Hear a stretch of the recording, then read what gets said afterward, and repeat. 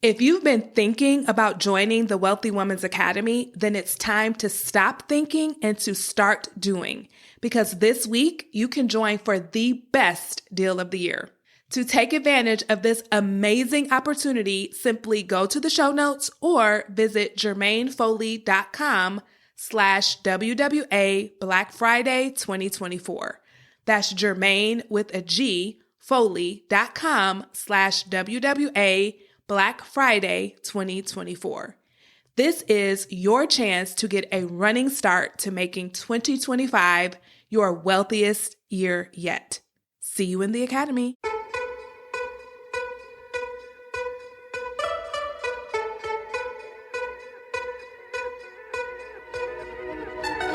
Welcome to the Wealthy Woman's Podcast, a podcast for high-achieving women who are great at making money but struggle to build wealth. You'll learn how to take control of your money, increase your net worth, and make more. Ladies, it's time to create a life with more money and more freedom. Let's dive in.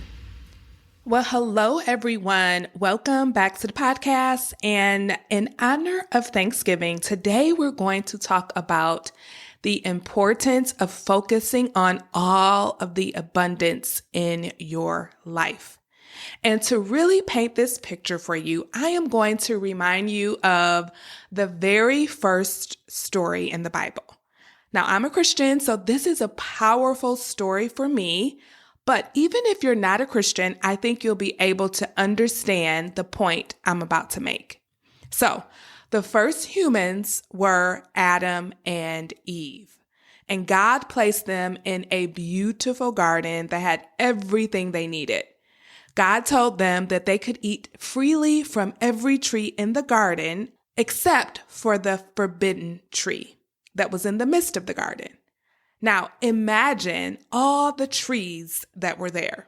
So I love hearing a man named Myron Golden explain this. He has a huge YouTube channel, and I love hearing him talk about business from a biblical perspective.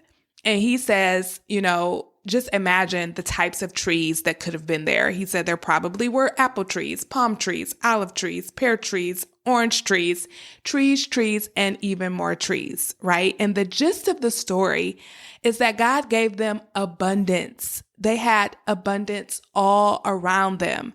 They even had gold in the garden. They were protected in the garden. They had trees forever. And there was just one tree that they were not supposed to eat from.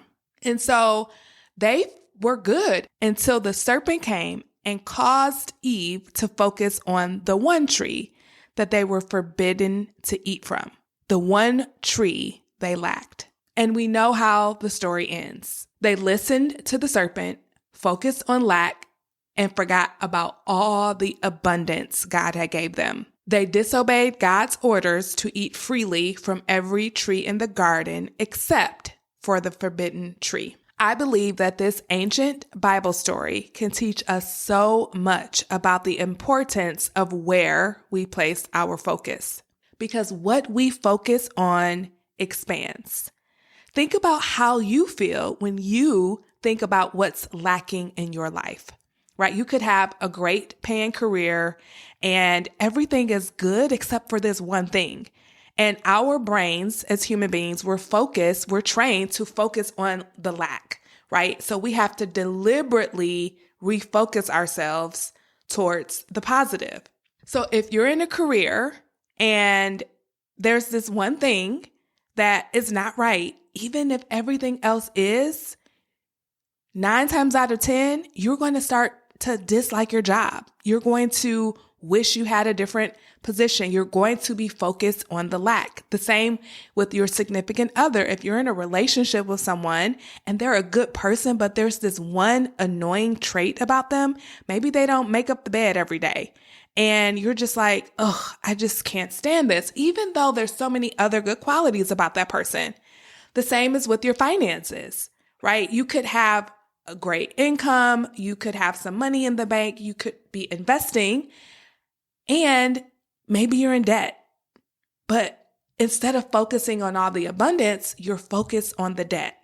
And you're not focused on it in a way of where you can change it. You're focused on it in a way where you're feeling stuck and you're feeling lack and you're feeling scarcity. And when we do this, it feels horrible.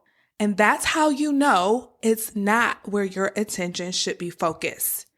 There's another Bible verse that says to think on good things that are of good report, things that are pure, things that are noteworthy, right? And so when you're feeling scarce and not abundant, like something is missing, I want to offer you two concepts to help you refocus on the goodness and abundance that's in your life.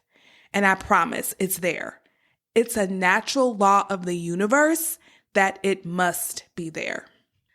And that brings me to concept number 1, the law of polarity.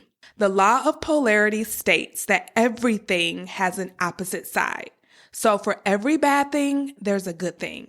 Think of a battery or a coin. You can't have one side without the other. Every single battery that I've ever seen in my life has a positive charge and a negative charge.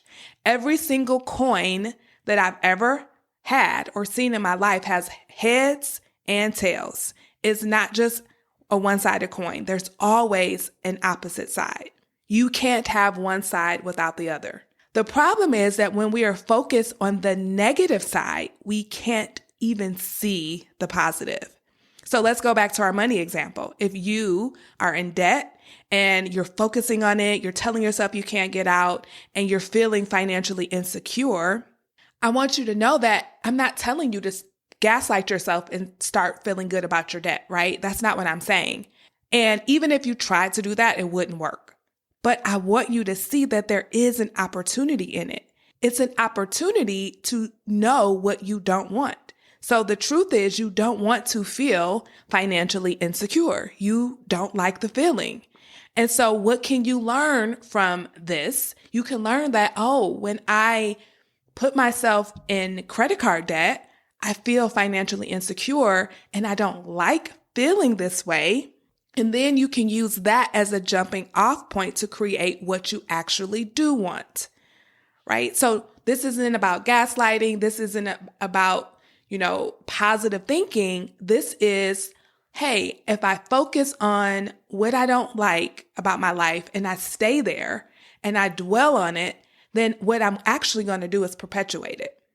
Because the truth is the financial life you have right now was created by your past focus, your past thinking, your past feelings, your past actions, and your past inactions.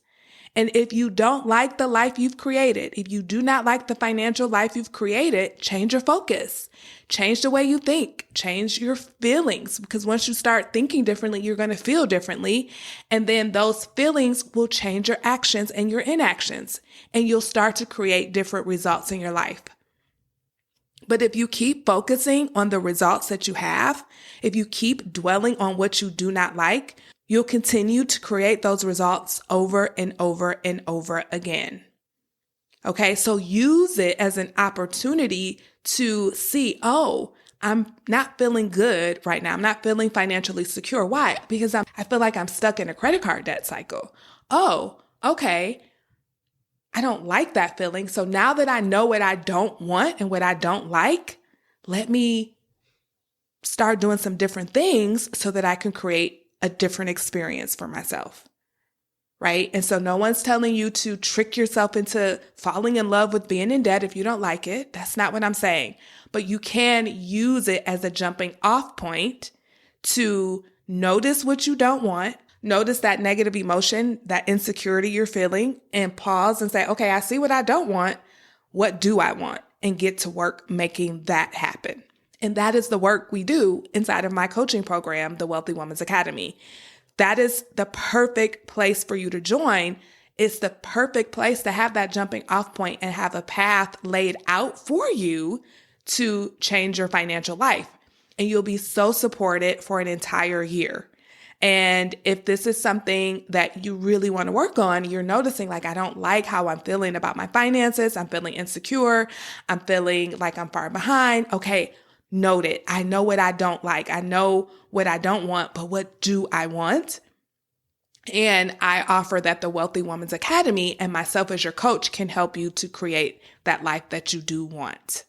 You can learn all about it by going to www.jermainefoley.com/WWA. That's Jermaine with the G. Again, jermainefoley.com/WWA to learn all about the program. So back to our debt example, instead of thinking and focusing on the thoughts that, I'll never get out of this, I'm stuck, I can't figure this money thing out, ask yourself, what can I think differently that is just a little less crappy feeling, right?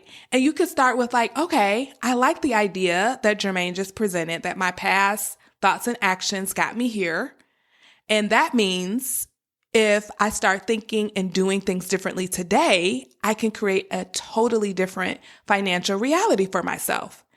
And I want to offer that this gives you so much power because your current results didn't just happen to you.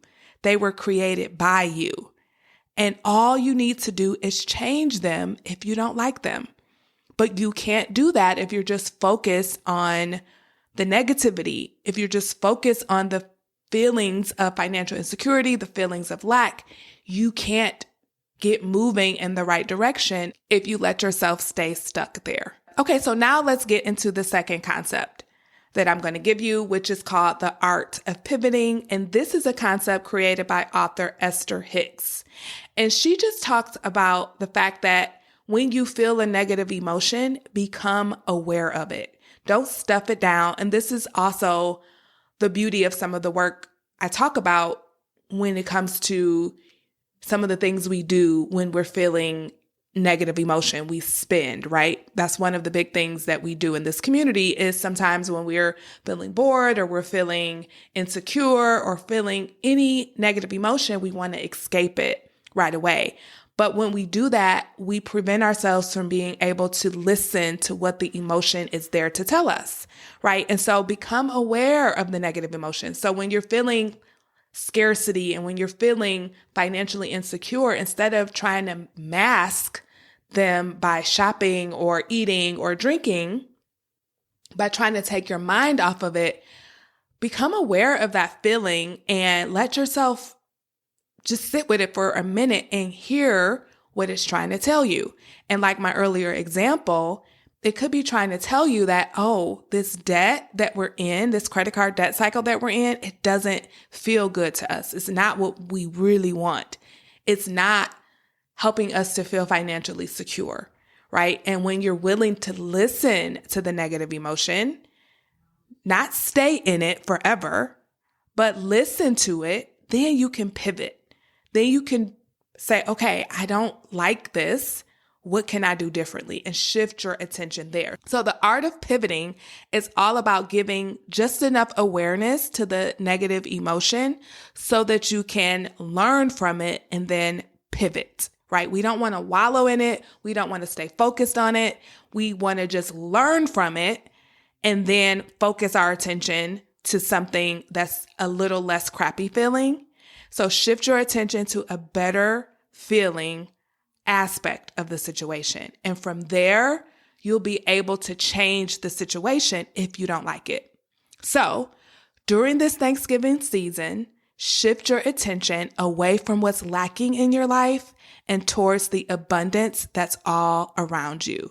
I promise you that it's there, but you have to be willing to just shift your focus a little bit. I hope you all have an amazing Thanksgiving weekend, and I will see you next time. Bye-bye. Hey, before you go, if you're ready to create a life with more money and more freedom, then you're invited to join the Wealthy Woman's Academy, my signature coaching program where you'll learn how to take control of your money and build wealth without sacrificing your lifestyle. To get started, head on over to jermainefoley.com/WWA. That's Jermaine with a G. See you over there. Bye-bye.